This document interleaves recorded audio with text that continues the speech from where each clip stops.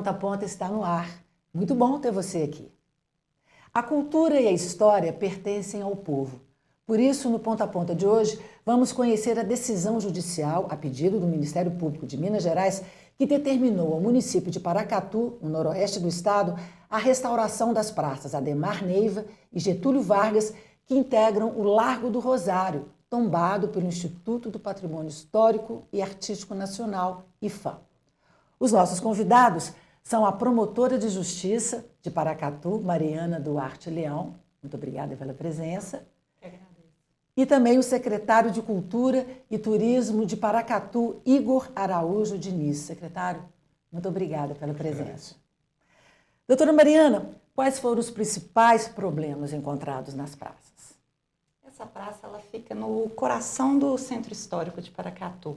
E ela tem no meio dela uma igreja muito bonita, construída pelos escravos e que está bem conservada. Mas a praça, no entorno dela, a gente tinha problema no paisagismo, tinha problema na calçada, nos bancos, o que prejudicava as pessoas que andavam por ali, problema de acessibilidade. Para as crianças que brincavam na praça também era perigoso, porque tinha coisa muito quebrada, e isso acabava enfeiando o nosso patrimônio.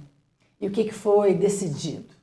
A decisão judicial determinou a restauração dessa praça, envolvendo projeto paisagístico, a recuperação dos bancos, do calçamento, do entorno da praça, para que ela volte até a aparência que ela merece ter. E, além disso, a conservação e a manutenção, porque não adianta só restaurar se depois não for conservado. E elas ficam num lugar privilegiado da cidade, né? É um dos lugares mais bonitos de Paracatu. É um cartão postal da cidade. Secretário, em 2021, o município garantiu a reconstituição das praças no prazo de 4 meses, mas apenas um banco quebrado foi removido do lugar. Qual o motivo desse atraso? A gente sabe que o grande problema que a gente tem de gestão pública é a morosidade dos processos, né?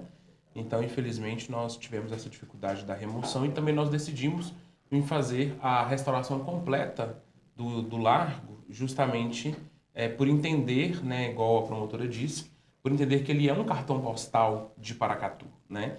E vai se tornar uma das mais belas praças de Minas Gerais. Inclusive, a gente tem a nossa igreja, que é o nosso patrimônio edificado e preservado na sua originalidade.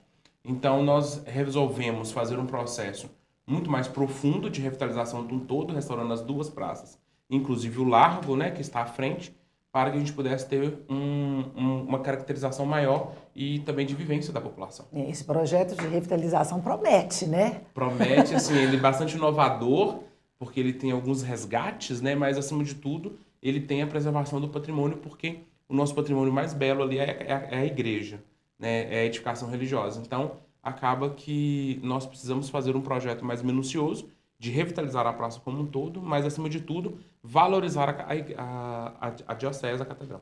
O que o senhor pode adiantar para a gente desse projeto? Bom, ele é um projeto que a gente vai trabalhar uma questão muito de vivência, né? São canteiros mais largos, né? Um paisagismo muito bonito. Nós vamos voltar uma fonte, ele vai ter uma fonte luminosa ali dentro da praça, né? Que eu acho que vai ser uma questão muito inovadora nessa questão de fontes, né, doutora? Então, a gente vai ter essa volta dessa fonte. Nós vamos ter um calçamento em Pedra Pirinópolis, em Pedra São Tomé, que, na realidade, para dar essa caracterização mesmo de ambiência histórica. Nós vamos ter a iluminação cênica da igreja, né, que ela será toda iluminada no seu lado externo. Nós teremos uma questão de iluminação também em um coreto. Nós temos é uma das poucas cidades, eu acho que é a única cidade de Minas Gerais que tem um coreto que não é coberto, né? Olha. E o nosso coreto lá, tradicionalmente, historicamente, ele não tem cobertura. Então, nós vamos revitalizar esse coreto e também, em frente à igreja, nós vamos fazer um grande calçadão que terá algumas plataformas de acessibilidade e também de melhor vivência para a população, porque nós estamos trabalhando uma questão que a gente chama de urbaneidade. Então, com essa questão do critério de urbaneidade, fechando ruas, né, criando um bem-estar para a população, para que a gente possa levar a população a ocupar os espaços públicos. Sim, é uma área de convivência, né, da Totalmente cidade, convivência, né? E é uma área tão de convivência que nós temos assim, moradores que são os nossos fiscais, né? Então, ou seja, que exigem, né, a melhor vivência até mesmo para que eles possam viver. É uma das praças que tem uma questão muito bucólica, né? Então, assim, tá bem mesmo no núcleo duro do núcleo histórico. A praça ela tá próxima, né, da primeira rua por onde passou a picada de Goiás, né? Então, ou seja, tem toda uma questão histórica em torno disso, né? As primeiras casas de alvenaria foram construídas ali. Então, era uma rua muito importante no período colonial, por onde passavam seus tropeiros que vinham da estrada vicinal, da estrada real, até Goiás Velho. Então, por isso que chama-se Rua Goiás, está muito próxima. Então, vai ser uma praça que vai ter um destaque muito grande. A igreja também vai ser revitalizada? A igreja não vai ser revitalizada pelo fato de que ela está em boas condições, né? Mas nós vamos fazer um projeto luminotécnico dela, né, para que ela realmente receba durante a noite, né, ela tem um destaque porque a gente tem a particularidade que, na realidade, antigamente as cidades elas eram constituídas em torno das igrejas, que de onde você estivesse você conseguiria vê-las, né? Então, a gente vai fazer um projeto luminotécnico justamente para que durante a noite as pessoas possam contemplar a beleza da nossa igreja. São duas praças, mas a gente considera uma, né? Explica isso pra gente. Visualmente é uma praça só, porque apesar do projeto original falar em duas praças, elas são ligadas. Então, o lado direito é uma praça, o lado esquerdo é outra praça, mas elas fazem um todo. Então, visualmente, as pessoas têm dificuldade de perceber que são duas, né? Mas é uma curiosidade histórica. E a região, além de tudo, também é o polo gastronômico, é onde acontecem várias manifestações culturais, onde tem um festival cultural. Esse ano nós vamos ter a Flip também. Então, lá, atualmente, tem sido o centro das manifestações culturais e gastronômicas da cidade. É uma referência no estado, né? É uma referência no estado. Inclusive, por exemplo, se você pega hoje o Festival do Patrimônio Cultural, que aconteceu em Dados, né, que aconteceu do ano passado, e que aconteceu próximo a essa praça, em frente praticamente, nós tivemos em torno de 50 mil pessoas passando ali, né, durante um período aí de 5 dias. Então, é um volume muito grande de pessoas e que a gente realmente tem trabalhado essa importância da revitalização desse local. Sim, a cidade merece, os turistas merecem, a população merece, né? Sim. E são diretrizes essa questão da pedestrialização, para facilitar o trânsito das pessoas, valorizar essa ocupação dos lugares públicos. A própria rua ela já foi ressignificada, agora a gente vê lá comércios assim abrindo, comércios melhorando, as pessoas, o ponto comercial lá ficou mais disputado, justamente porque a região está mais bonita e está atraindo pessoas. Eu vou visitar Paracatu em breve, hein? Estamos te esperando. A gente faz o nosso primeiro intervalo. Na volta, vamos saber mais sobre o papel do MP na preservação do patrimônio histórico e cultural. É rápido.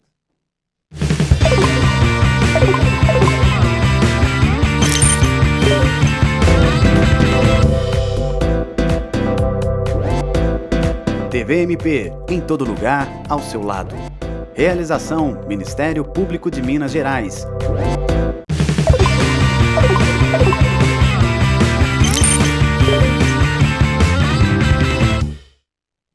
De volta ao Ponta a Ponta, hoje falando sobre a restauração das praças em Paracatu. Doutora Mariana, o trabalho do Ministério Público na proteção do patrimônio histórico e cultural é amplo, né? Ele pode atuar tanto de forma preventiva quanto punitiva? Sim, e é um trabalho bem desafiador e ao mesmo tempo recompensador. O Ministério Público ele se envolve em diversas políticas, agindo junto com as pessoas para preservar esses bens. A gente instaura diversos procedimentos, acompanha a manutenção e a restauração desses bens, faz parte de projetos educativos também e, eventualmente, quando existe alguma violação à proteção cultural e ambiental, o Ministério Público age de forma repressiva, ou através do ajuizamento de uma ação criminal, ou através do ajuizamento de uma ação civil pública, ou, eventualmente, até fazendo um acordo, um termo de ajustamento de conduta.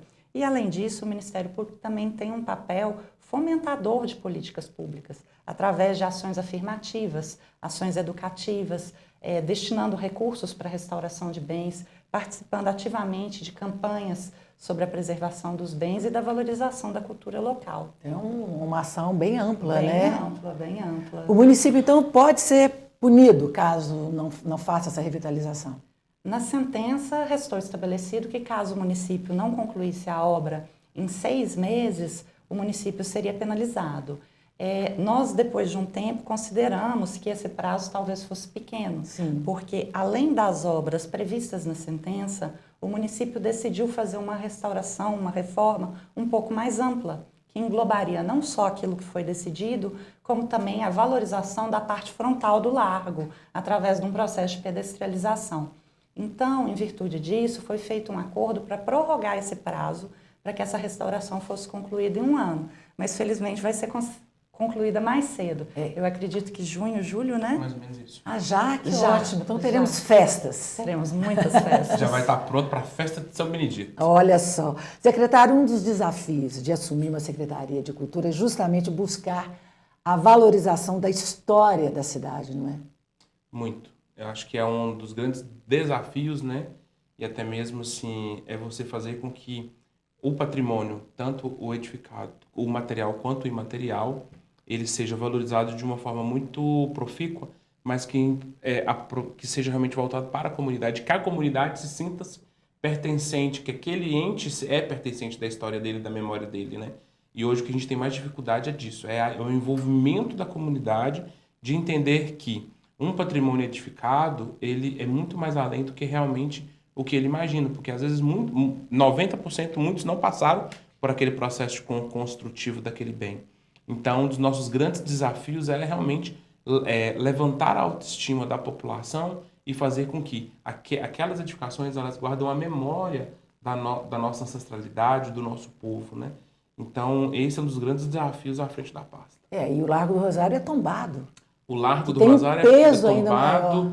E assim, na realidade, o tombamento ele tem um peso no sentido de realmente sentir guardar, né?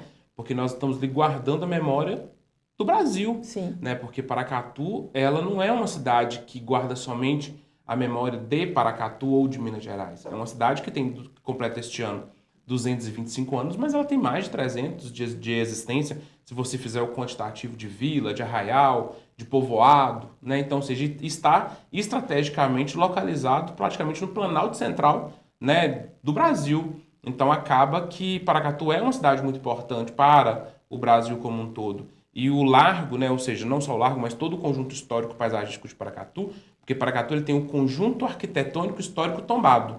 Então, ou seja, arquitetonicamente é a cidade que tem mais ativos, né, preservados. Então, acaba que nós não temos somente os tombamentos individuais, nós temos o tombamento de um conjunto arquitetônico. Então, ou seja, é um local muito primoroso e muito especial para o Brasil. E qual que é a importância de envolver a comunidade, a população na preservação dos bens? É por isso que a gente trabalha muito essa questão da educação patrimonial, né? A educação patrimonial ela é de extrema importância nesse sentido.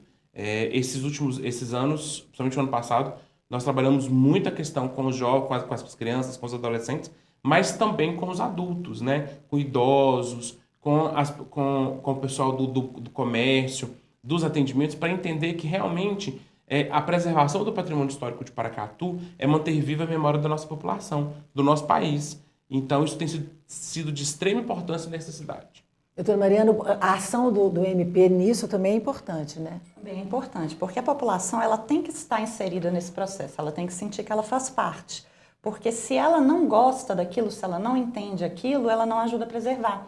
Então, tem um viés um pouco estratégico. Você tem que trazer a população para o seu lado. Antigamente, a gente tinha que entrar com muito mais ações punitivas.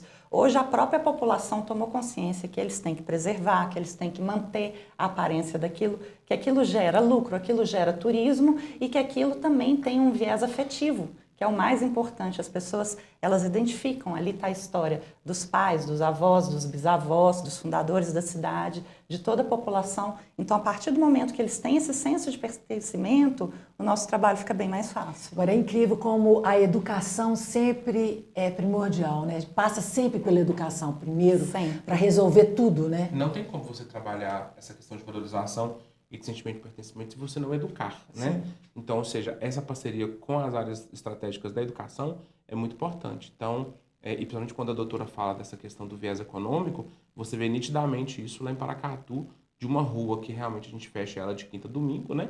Que é em torno do Largo do Rosário, e o local transforma completamente do que é durante o dia, né, doutora? De 8 às 17, de 18 à meia-noite, então, ou seja, muda completamente essa configuração e tem um giro econômico muito grande ali naquela região. Vocês estão preparando alguma campanha para o lançamento dessa revitalização das praças? As campanhas educativas são contínuas. Agora, com certeza, depois da inauguração, nós teremos vários eventos lá, porque é ali onde tudo acontece. Eu queria um exemplo dessa educação, assim, dessas ações educativas. Nós temos uma ação que a gente chama de Não Seja um Estranho no Ninho, né? Que é feito dentro das escolas municipais com os adolescentes, né? Onde a gente trabalha realmente os conceitos de patrimônio e demonstrando para eles o que são esses conceitos, os atrativos turísticos de Paracatu, que estão dentro do núcleo histórico, né? E por que não seja um estranho no ninho? Realmente, você está dentro de um ninho, mas não seja um estranho, né? Então, para eles poderem entender que aqueles ativos ali patrimoniais que existem ali seja realmente de valorização da população. E educar as crianças, principalmente, né? Que são o futuro. E a gente né? tem um efeito muito grande disso, sabe? O trabalho com a criança automaticamente impacta diretamente nos pais. Vamos a mais um breve intervalo. Voltamos já já.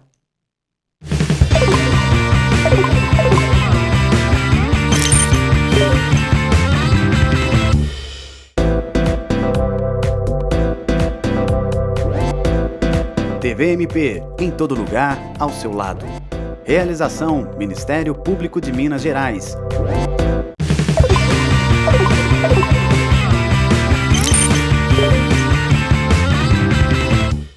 De volta ao Ponta a Ponta, hoje falando sobre a restauração das praças em Paracatu. Doutora Mariana, além da restauração, a manutenção constante do Largo do Rosário é fundamental, né? De qualquer obra histórica, a preservação ela sempre tem que preceder a restauração, porque se você não mantém as obras que foram feitas, além de desperdiçar todo aquele investimento que foi feito normalmente com dinheiro público, você também está dilapidando um bem, né? Um bem cultural que precisa ser preservado. Então, essas ações de manutenção, elas têm que ser constantes e elas têm que ser cobradas pela população. A denúncia ela pode ser feita como?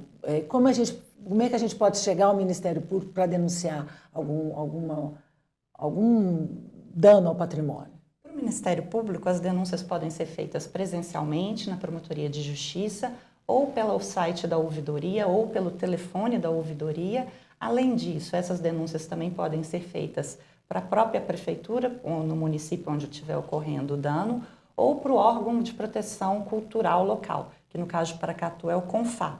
O Fundo de Proteção Cultural, quase todas as cidades têm um, também são importantes canais de recebimento de denúncia.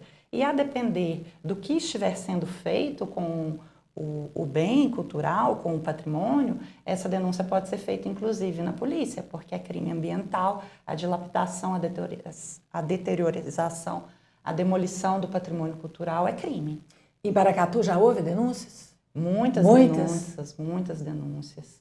Até porque, assim, os bens eles estão em constante ameaças. Enquanto as pessoas não são inseridas nesse processo onde elas entendem o valor, a gente costuma ver pichação, tentativa de demolição, tentativa de destruição, tentativa de reforma sem aprovação dos órgãos competentes, que é crime também. Sim. Então, tudo isso tem que ser combatido. E, primeiro, a gente tenta pela educação. Se não for possível, as medidas repressórias são tomadas. Secretário, já existem planos para que haja uma maior atração do público na região após a restauração? Com certeza, né? Inclusive a gente já tem, quando a gente entra, né, dentro da questão do patrimônio material, essa questão da valorização do patrimônio material a gente faz muito ali naquele local, né?